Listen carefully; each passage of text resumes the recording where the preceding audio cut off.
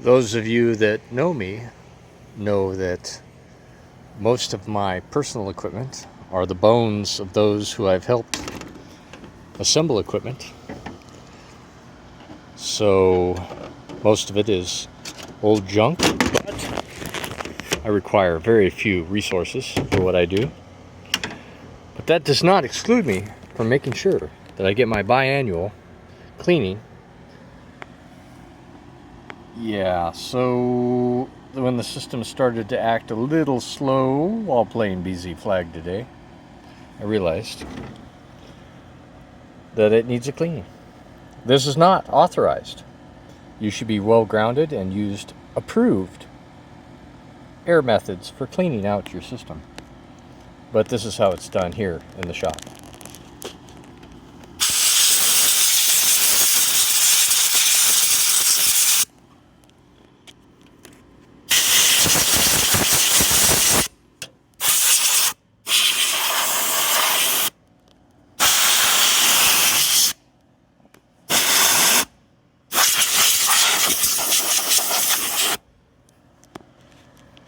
Oh yeah, good for another 6 months.